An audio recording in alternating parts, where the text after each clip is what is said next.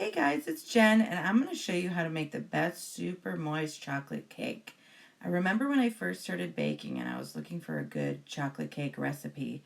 I liked using cocoa powder, but I would always have a problem with being able to taste the graininess. And this is a great cake because you can use cocoa powder, but it does not taste grainy at all. It's amazing. I love it.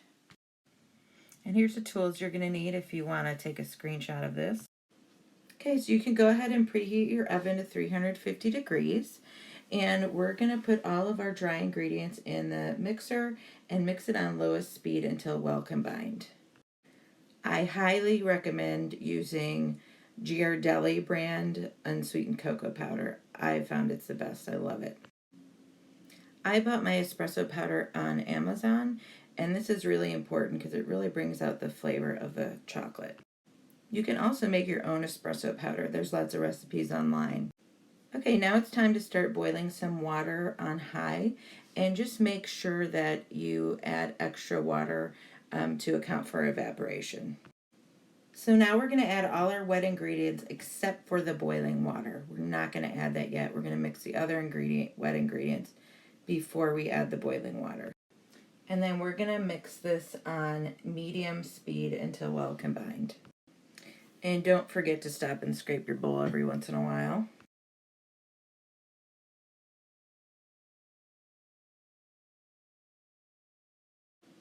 Okay, we're going to add the boiling water now. Make sure that you measure the cup of boiling water with the liquid measuring cup so you don't accidentally overfill and burn yourself. And you're going to want to add this boiling water in slowly and mix it at the lowest speed. This is very important. You don't want boiling water splashing up on you. So this boiling water is really the key here to make sure that this cake doesn't taste grainy.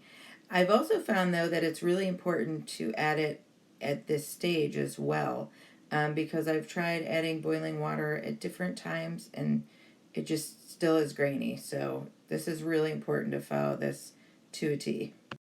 Okay, so now it's time to pour it into our cake pans. Don't forget your cake release. If you do not use cake goop, you must start now. It is Never Let Me Down. It's equal parts vegetable oil, vegetable shortening, and flour mixed together. It's amazing. So go ahead and put them in the oven, and I like to check them after 20 minutes. If they're still jiggly, I add another 10 minutes. After they're not jiggly, I add 5 minutes. And then after I do that 5 minutes, I check it every 2 minutes with a toothpick in the center.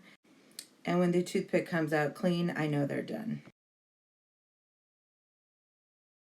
So if the cake's domed at all, I like to flatten it out just so it's easier to stack.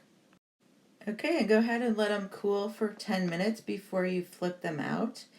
And then let them cool to room temperature.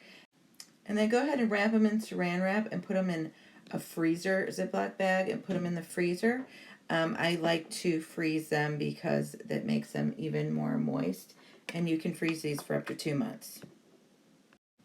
Okay, so that is it. I can't wait for you to taste it. It tastes so good. I love it. Thanks so much for watching and can't wait to see you next time.